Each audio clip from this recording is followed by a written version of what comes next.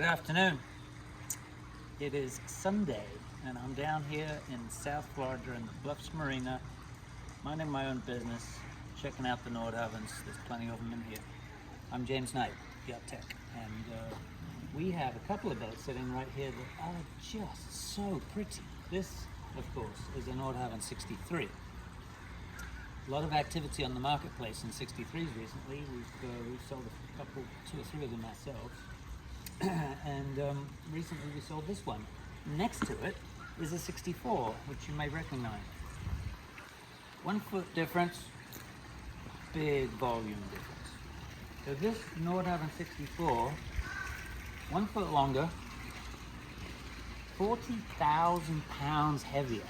The displacement on this boat is a Nordhavn 40 more than the displacement on that boat. What a lot of people don't realize is that for a 1 foot bigger boat, you are getting a monster. I mean, this is the smallest of the Nordhavn big boats. And today, we're gonna do another walkthrough on this boat. We did one a few years ago, and the present owners bought the boat. We actually have it for sale again now. We just put it back on the market. And I wanted to show everybody what a great job these people have done of maintaining this boat. She is absolutely stunning. So we're gonna walk on board and take a look around.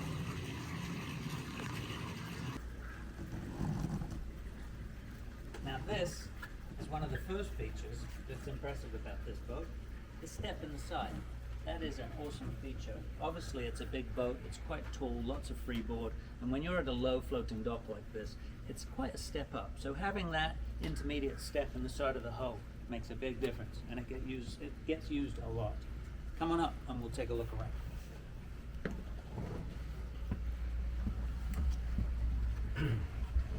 When you step on board a boat that has been loved, you can tell. This is one of those boats.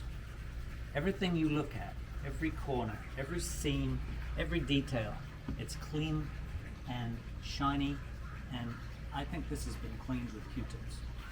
Okay, now we're on board. I think Jay's already here. Let's check out and see. I believe he's on board. Yes, he is. Sorry, I'm late. Used to it.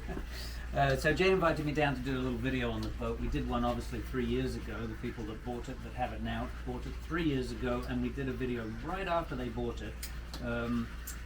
But it's a different boat. And Jay said, you won't believe it. You got to get down here and see this thing. So here we are. And he's right. Everywhere I look, it's cleaner, it's tidier, it's sparklier. Is that a word? It is now. It'll be in the Oxford English dictionary. Is it beefier? No, it's just as beefy as it was before. Yeah, thank you. Yep. Now, Jacob's behind the camera. We don't have Matthew here today. Matthew's working up in Washington, so it seemed like an awful long way for him to fly down and do a video.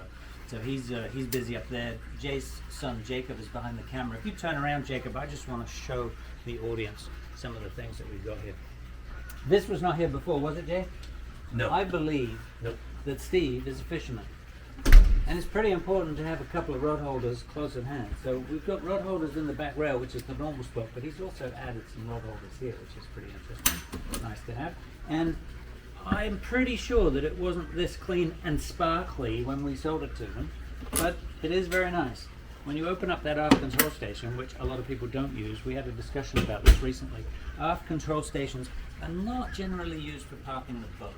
You can't see the bow from back here, but they are handy when you're fishing, and they are handy when you're adjusting the lines at the dock. I don't know if you'll remember this, but the first time I tried driving from an aft station was on this boat when we were up in South Carolina. Vaguely. And you warned me that I might prefer to be on the fly bridge. Yeah, I mean, you know, it seems like a great idea, but when you actually get back here and then you're trying to, I mean, that's a long way. And all you can see, Jacob, if you turn around and look forward, all you can see from here is the starboard walkway and the stairwell. You can't see where the bow is. So the other option for this, or use for this, would be for med mooring. So there is an anchor windlass control in there, pretty sure of that. And you just check. Yep, anchor windlass control there. So if you need to let out some chain and you're med mooring and you're bringing your stern up to the dock, and you can let your anchor out back up to the dock at the same time. So it's handy for that. All right. So yes, the cushions, the tables. I mean, look at the varnish. The varnish is spectacular. You know, the teak is in really nice shape. Everything is clean and tidy. The doors look like they've been painted. just got redone up in Jarrett Bay? Jarrett Bay. Oh, they look beautiful. And of course they still have the stainless covers that we put on years and years ago. This will be, and again I just mentioned, we do have this boat for sale. We just listed it last week, I think? Yes, sir. Last week. Yep. This will be the 6th time that we've sold this boat. Well, you have. So we know the boat quite well. Come on in and take a look. So, originally this boat was Oso Blanco. And the second owner of the boat, I got to know the boat really well during the Greg and Lee's ownership, because they did a lot of work to the boat. Now they didn't do the granite, the countertops and stuff. This was all done later, but you know, the boat was stripped out and it looked like an entirely different boat when they got done with it. The same thing happened with the, not the third owner, but the fourth owner. Mm-hmm. He sort of put his mark on the boat and spent probably $500,000, maybe more than that, making the boat his own. And he's the one that put the new galley in, the concrete counters, which we mentioned in the last video, and I think we were sitting here chatting at the end of that video. Yep. That just backsplash back there is petrified wood. And again, I think I mentioned it in the last video. That came from Greg and Lee's ownership of the boat. But this, the volume of this salon, it really is like a living room. I mean, I love the 63, don't get me wrong, but when you step up to the 64 and you get that 1 foot extra and that 40,000 extra displacement, you've got more depth, you've got more height, you've got more beam. This is a 20-foot beam on this boat. It only has the starboard side walk around, it doesn't have the port side. But it does give you this voluminous salon. All right, let's keep on moving through here. We will do the pilot house after we've done the cabins, I think. So, when you buy a 64, the 64s are all forward pilot house, and that means that the master stateroom is in the middle of the boat, which is ideal. That's where you want it if you're doing long passages. You can use a master stateroom underway when you're on passage in a seaway. You know, some of the bigger boats, our pilot house boats, they put that master stateroom up in the bow, which really makes it unusable in any kind of head sea. Unless you're training to be an astronaut. I think I said that in the last video. Free fall. But this is a full beam master. The head and shower, the lights on. Can you show them in there, Jacob? Yep. You've got your head on the left side there, shower off to the right. A little bit tricky to see that because it's behind the door, but is it on a magnet? Yeah. Yep.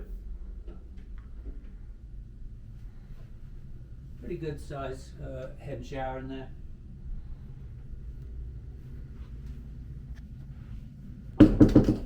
Lots of cabinet space, hanging closets, plenty of space to James, how tall are you again? I am 5'10"? 5'10", 5'11", so you Great. can see, Yeah, right. Jeremy would be okay in here, I think. Yes, just about. but that's a question that a lot of people want to know, and then on video they kind of lose the depth. Yeah. But if you put your hand up one more time, it'll give people an idea. Yeah. So yes, the woodwork on this boat is quite ornate. This boat cost a lot of money to build originally. You know, there's an awful lot of effort, time and effort that went into the wood on this boat. And again, I can't stress this enough. You know, that 1 foot extra in length with that massive volume that we're gaining on the 64, all of that is raw materials, right? So there's a huge amount more glass, more wood, more resin, everything that goes into building this boat compared to the one next to it. It's huge. So the expense to build a boat like this is way more. And when you look at the prices now of the boats, they're very, very similar. So you're getting a lot more for your money when you buy a 64. You are getting a big boat. You are getting a lot of fiberglass. All right, come on through. The lights aren't on up here. So the layout of this boat is a double on port. We've got obviously we just came from the master. This is the guest VIP double on this side with a head and shower up forward. Now the head and shower, Gotta find the light switch. There we go. Head and shower is shared. Sorry. Thank you. Yeah, I should have turned the lights on before I came up here. You know, there's vanity lights up there, or something that Greg and Lee put in. This forward shower is even bigger, I think, than the master. Really spacious. And then on the starboard side, that cabin was for the original owner's son to do his homework. He's got this little desk down here. This is where he did his homeschooling and homework. So you do lose on this boat the head and shower that some of the 64s have on for the starboard cabin, and of course you've got bunk beds there as well. All right, so let's go on up to the pilot house, and then we'll head back down to the crew area and the lower cabin and the engine room.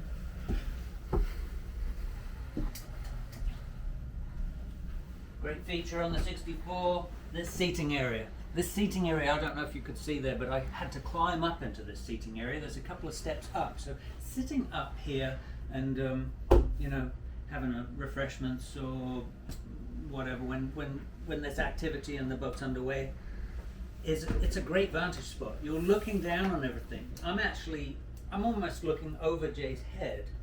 He's sitting, his eye level is just above the dash there. So he's got a pretty good view of what's going on. I've got an even better view of what's going on. I can see out the side windows. I can see the foredeck. I can see the anchor. Yeah, this is a great vantage spot.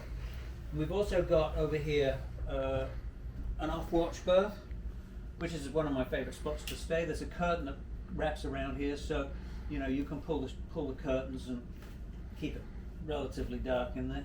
But when you're off, if there's just a couple running this boat, you can have the off-watch person up in the bunk not far away. So if you want to call them for help, they're right there. One of the things that you don't get with a 64, unless you're 64 number 17, I don't know how many of them have it, but 6417 does have a head here. So you do lose that pilot house head, which of course a lot of people want, but you also have a head downstairs, which we usually use for the day head, which is in a really good spot down low in the boat, so there's not a lot of motion down there. But what you gain when you lose the head up here is you gain this access to the flybridge. And I'm not going to climb up there right now, although it is open, but I've got other things to talk about here right now. We're going to go down and look at the engine room, but we will end up on the flybridge. This is access to the flybridge. You want to look up there, Jacob? So if you're coming into harbour and you want to go up and take the helm from the flybridge, it's an easy run up there, a few steps, and you're up at the controls. I can be up there in about 10 seconds or less. You're not going outside and around and up the stairs. You're up these steps and you're there. That's all been repainted as well, right, Jay? Yes, the outside, yes, sir. Yeah. So electronics-wise, this boat has great electronics. It has 2 black box Furunos. We've got a PC running time 0. There is a, what was the name of the camera that you just put in? Psionics camera, low lux camera, which was recently installed. We're running an AP50, which is the classic commercial autopilot. It's got big ship watch commander there to keep you awake at night. I don't know if you know what a watch commander is, but basically when you set that up, you can set it to beep at you every 15-20 minutes. You can adjust that, and then whoever's on watch has to hit the button to silence it. And if you don't hit the button, it will make a lot of noise. It's basically there to keep you awake at night, which is a pretty nice feature. The boat has chain counters, and talking of chain, should we go and have a look? Yes. All right, follow me out here. Okay, I wouldn't normally do this. I don't have my shoes on, I got my socks on.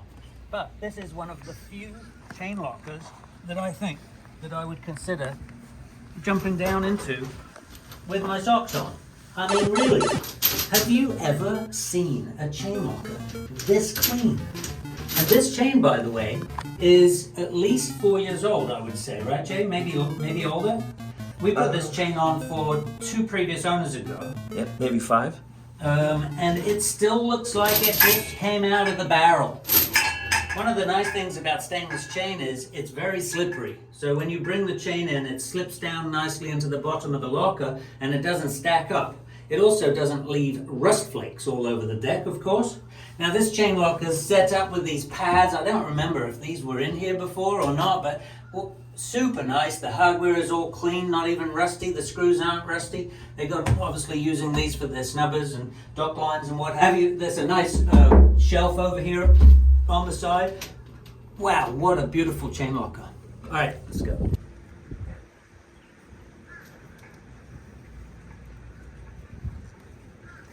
That is one heck of a chain locker. What happens if you see your shadow? I've heard something about that. I don't know, it's got something to do with the weather, or are we going to sell another Nordhavn? One of my favorite anchors. You gotta appreciate a boat that has an ultra anchor, made in Istanbul and Turkey. I know that this will generate some comments, but I feel like the ultra anchor is probably the best anchor available. And of course it helps that we're a dealer. In fact, I think we sold them this one, not the present owner. Look at these covers on everything. There are covers for everything on this boat, and they are neat, tight, and clean. Okay, one of the things that I've discovered that I do all the time, people will tell you this, whenever I walk around the front of a windshield on a Nordhavn, I always do this. Don't know, it's a nervous thing that I do maybe. I always want to make sure that the springs have some tension. And it's quite common to find you pull these and they just stay out, which means that they're not doing anything. I really hate windshield wipers. There's always a problem with windshield wipers, but look at these suckers. I mean, they look like they're brand new. The paint's good, the blades are good, the springs are good. It tells you something about the person that owns this boat. Sometimes that's the right person to buy a boat from, and sometimes that's the wrong person to buy a boat from. And I guarantee you, this is the right guy to buy a boat from. He has done a superb job. Every locker, you know, I'm always a little nervous about opening lockers in videos if I haven't looked before, but I can almost guarantee you that I don't have to worry about opening a locker on this boat because it's going to be clean. The upper doorway, super nice to have if you're in the Bahamas or you're on fixed docks. And yeah, look at this. Look down here. You don't even have to worry. Oftentimes on these doors, when you open them, they'll be green right here because they never get used. Unsurprisingly, this one's clean. What do you think about this? Bottom of this door? It's got some paint off. You know what we should do is don't give away her secrets. Oftentimes what we'll do is we'll take a little sticky 2-inch non-stick, because what happens is the water sits in here and it runs in. Unfortunately, the angle of that is such that it doesn't drain. The water runs in and it just sits in there, and it's very difficult to prevent it from corroding like that. But if you just knock the paint down and put some sticky non-skid in there, 2-inch that you can buy from West Marine, it looks great and it covers up that you know, blistering corrosion.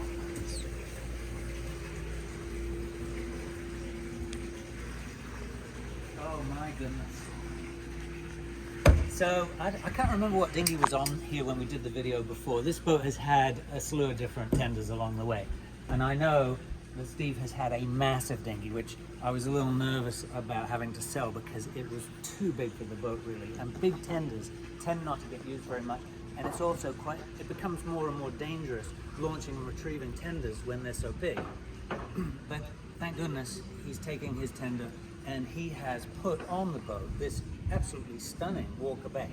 I think this is a 14-foot venture, and I know it's not new, but just like everything on this boat, it looks close to new. I mean, he's detailed this thing up. It's shiny, it's clean.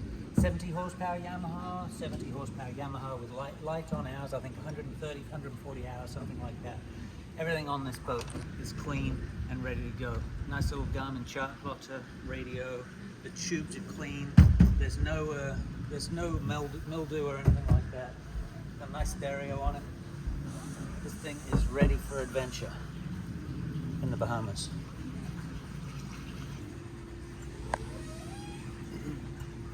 Another fishing pole holder, so that if you're up on the flybridge, you can be fishing from up here and you can hear the clicker when it goes. 2,000-pound steelhead crane. I love the stainless support that they've got in here to stop it from dropping. Steve has put in these nice amp steel lifelines here that are easily removed for launching and retrieving the tender. The deck is almost spotless. I see that there are some marks where previous dinghy chops have been. There is room for another tender on here, and I believe Steve said that he has a roller which is up under the flybridge console, and there's another outboard over there. I'm not sure what size it is, but you can see it on a bracket to the starboard side of the pilot house there. Everywhere you look, something's been added. We've got fender storage up here. Ooh, that's why you don't paint boats dark blue or black. Man, I could fry an egg on that sucker. But considering how hot that gets, put your hand on there and feel it. Yeah. Considering how hot it gets, it's really in nice shape, right? Yeah. It hasn't weathered. So in here, this is what you get when you don't have the pilot house head. You get a nice, spacious storage compartment. In fact, it's so spacious, I'll show you how spacious. I can get in here, and again, it smells like Clorox in here. I think somebody's been cleaning. Who knew? We got to find something wrong in here. It's pretty nice. Yeah. Jay and I are just commenting on whether we should discuss amp steel lifting harnesses. Now, this looks like amp steel all set up for the flopper stoppers, actually. But a lot of people are using amp steel lifting harnesses for their tenders. And yes, I think it's a great idea. Amp steel is unbelievably strong. It's way stronger than stainless steel. However, we had an incident a couple of weeks back. We were doing a launch with a customer, and it was very, very cold. It was up Banana Quarters, and the amp steel lifting harness was out in the cold. It was in the tender, and it was moist, and it had frozen. And so Jay pulled the amp steel lifting harness out of the tender and handed it to me, and I had to straighten it out. It was actually sort of kinked, and it was frosty, and I mean, it was cold. So I straightened it out and hooked it up to the tender and hooked the crane up, and we picked up that tender, which was almost a 2,000-pound tender. And after about, it hung for about, I don't know, 20 seconds maybe, 30 seconds. Yep. Just enough time, we were about ready to swing it out over the side. And and it was probably about this size, I'm thinking 5/8 maybe, which has a serious braking strain, by the way. I think I looked it up, it was 9,000 pounds maybe? Yeah. It snapped. It snapped. And that tender dropped, luckily, right back on the chocks again. It wasn't very high off the deck. It was probably maybe 9 inches, maybe. 6, 8. Yeah. And it dropped. But it certainly made me realize that if you've got a lifting harness out of amp steel, keep it somewhere dry and reasonably warm. Don't pull it out of the tender if it's frosty cold and hook it up and expect it to have the same kind of strength. Now, I did look it up online, and it said that, you know, the temperature doesn't affect the strength. But I think in this case, perhaps the fact that it was moist and I straightened it out, maybe I broke some fibers or something. I'm still looking into it. But maybe if anybody has a thought about why it would have broken, stick it in the comments. All right, we're moving on. This teak is in superb condition. I know people worry about teak, but this teak is smooth, it's not grooved, it has not been scrubbed, and everywhere you look, like I've said before, tight covers, everything's covered.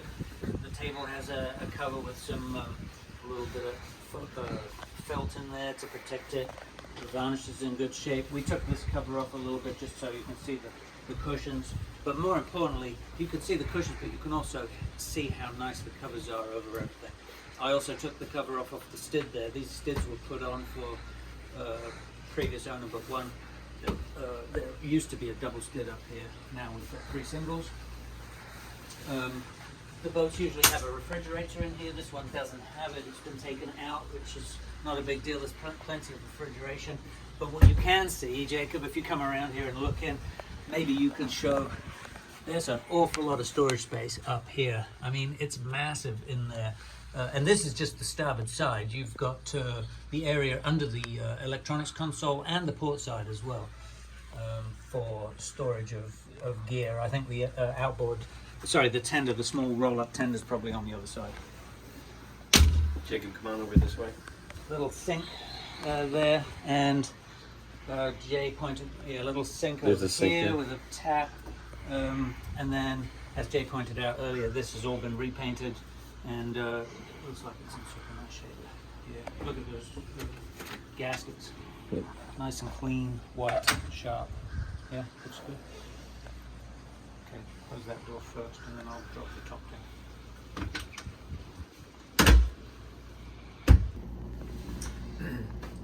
Sitting on the starboard side of the boat here, galley over here, storage for liquor. Oh my!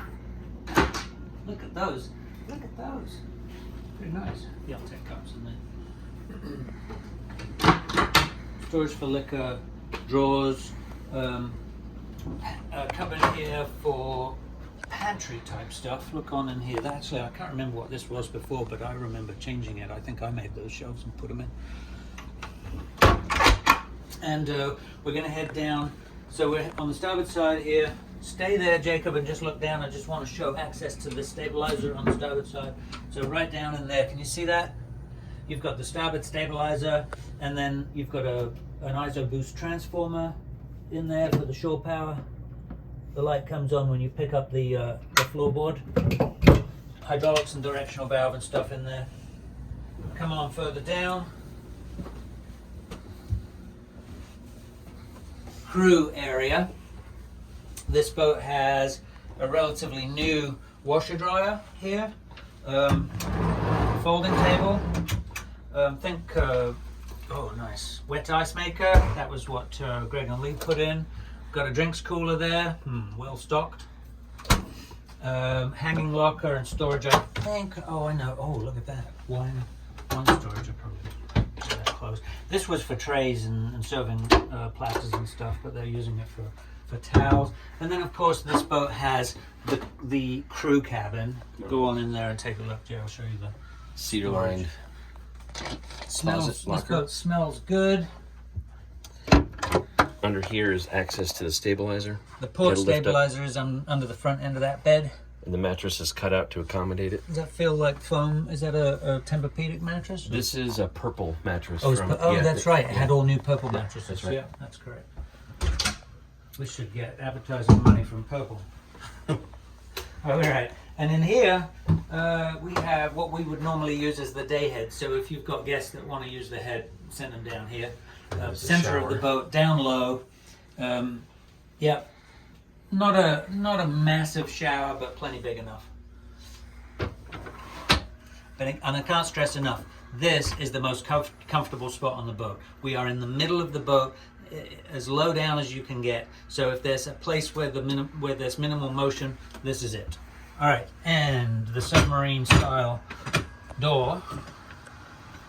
Look at the workings on that, Jacob. Here, let me close that door. You can see this. The amount of effort and money that went into building something like that, you know. In the Navy, this is called a quick-acting, watertight door. There you go. It's a quick-acting, watertight door. Thank you, Jay. You're welcome. Okay, and into the engine room, which, as you would expect, is pretty shiny. Pretty bright. It's like an operating room. Yeah. Somebody's been polishing this rocker cover on the NTU. Now, I wanted to check this because I was thinking about it on my way here. I wasn't sure whether it was 400 or 450. It's a tier 2, and it is, I'll get to it in a second. You can insert music here. It doesn't say.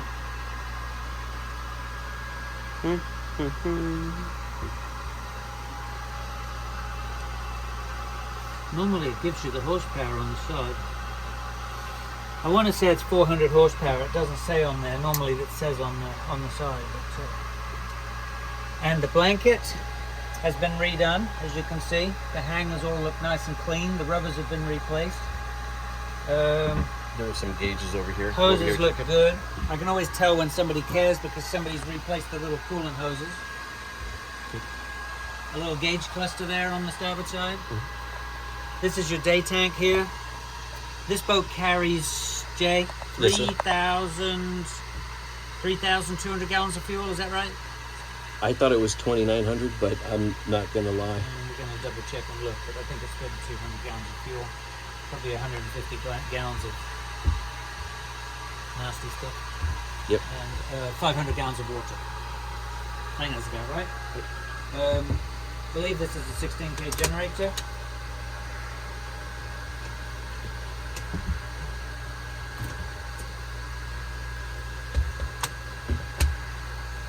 Yes, Nice and clean inside. 16 kW. Yeah.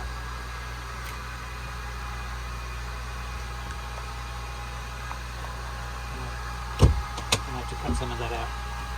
16 kW generator, and this would be a 25 kW. 25 kW up.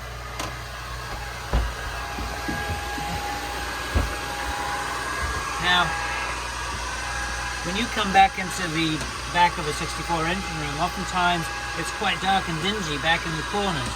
But as you can see, somebody here, and I'm not sure if it was Steve, but somebody has added LED lighting back in the dark, dingy corners so that you can see everything. You can see how clearly it's been detailed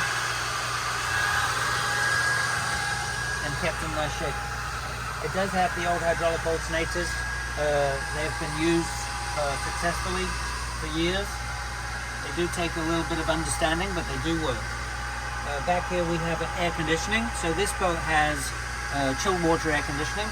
So we got the 3 chillers in the back here, you'll see when you come through into the lazarette, and that cools the water which circulates the boat. So there's basically coolant which is circulating through all the air handlers in the different cabins, and there happens to be an air handler here in the engine room. So that's the cool air coming out above the wing engine. Wing engine, nice and clean on the heat exchanger. Zincs have been replaced. Everything's been painted and kept nice and clean. Underneath there's clean oil pads. That is the big PTO that runs the hydraulics, full hydraulic boat of course. It has prime time cooling for the hydraulic system. It looks like there's 2 different prime time pumps back there. Probably one electric, one hydraulic would be my guess. That's the hydraulic reservoir right there. And then we'll move back into the lazarette. Okay, and back in the lazarette on the starboard side here on the 64 Zulu, we've got a couple of Glendinning shore power cord retractors. Looks like he's replaced the shore power cords. They look nice and clean white cords back in there. There's 2 8 kilowatt Victron Quattro inverters. We've got a couple of Skylar 24 volt chargers back there, and of course I talked about it in the big video that we did 3 years ago. This has a Victron lithium battery system on it which is working well. DC distribution back here behind me, you can see there's a bunch of ANL fuses in there. There's some automatic combiners here for the DC that connect things together when equipment is charging. And then over on in front of me, which is on our port side, you can see the blue dive compressor, Dive Bow Junior over there on the port side. And as I said before, back in this area over here, these are the chillers for the chilled water air conditioning or heating system. Underneath the steering here, this is obviously our rudder stop, tiller arms, cobalt steering rams, and underneath we've got a couple of AccuSteer autopilot pumps under there. What else have we got? Anything interesting back here? We did add, you may be wondering what this silver ducting is in here. It was not built into the boat. You don't normally see ductwork like that hanging out on a boat, on a Nordhavn. Ductwork is all hidden away when they build the boat. So that's a telltale, this is a dead giveaway that this has been added, because you wouldn't see it normally on a Nordhavn. But because of this massive Victron lithium system that we put into the boat, and the fact that this lazarette is quite well sealed up, I mean, you're not likely to get water in here, which means ventilation is a problem. Having ventilation for a lithium system that's generating a lot of heat when you're charging is really important. So in order to overcome the heat problem back here, we ended up having to put another air conditioner in. So when you're charging, this air conditioner keeps it cool, helps to keep it cool back here. There is, back tucked around the corner here that you can't see, there's a pressure washer. I could probably take the camera, Jacob, and just show there's a little pressure washer back in there. And then that is for the crane. That's the electric hydraulic for the crane. And I think that's about it. On this back bulkhead here, this is oil change manifold. This is an oil change system to make it easy to change the oil on the engine, generators, and wing engine and transmissions. And then above us here, we can see these hatches are the access to the back deck with another of your fancy doors. I've forgotten what you called them already. I'll just call them submarine style. Quick acting watertight door. There you go. Actually, maybe submarine style isn't it? This is the anti-submarine door. Without it, it'll become a submarine. Probably not a good way to describe them. Okay, I'm going to have to change that. All right, Jacob, we're going to head on back through the engine room. I'll follow you through. Okay, I'm going to speak really loudly here because Jay thinks I might not come in over the top of the... Is that too loud? Yeah. Might come in over the top of the pump that's running underneath me. Okay, maybe that was too loud. Right. This is, I just want to point this out, this is an Electra-C. We put these in quite a few Nordhavns. Any Nordhavns that stay down here in Florida waters during the summertime, even the winter to some extent, but in the summertime, the water gets really warm and the growth rate is high here in South Florida. So you get barnacles growing in the lines, in the hoses, in the intake strainers. This Electra-C is basically a saltwater swimming pool system for your boat. This is the strainer, and this takes electricity and puts it through the plates that are inside the strainer, and it takes the salt out of the salt water and converts it into chlorine, which stops growth. All right, so it's not actually adding chlorine, so it's not environmentally unfriendly. It's basically taking the sodium that's already in the water and turning it into chlorine, and then it turns back into salt again when it's done. But in the process, it stops the little barnacle thingies from growing in your system, which is really cool. Every boat could do with one of those down here in South Florida. All right, let's head on out.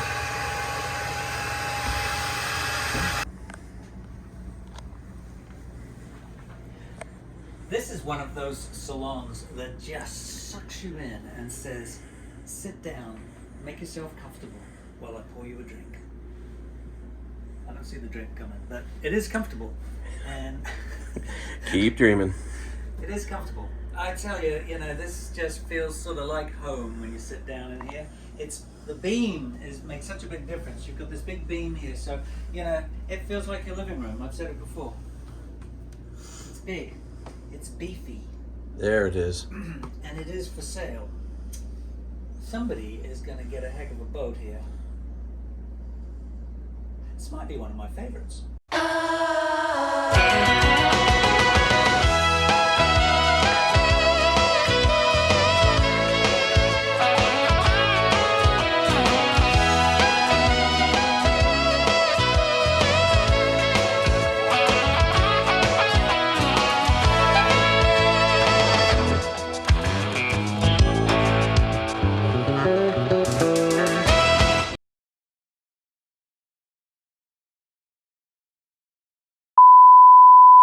And the boat's had the owners have had the boat for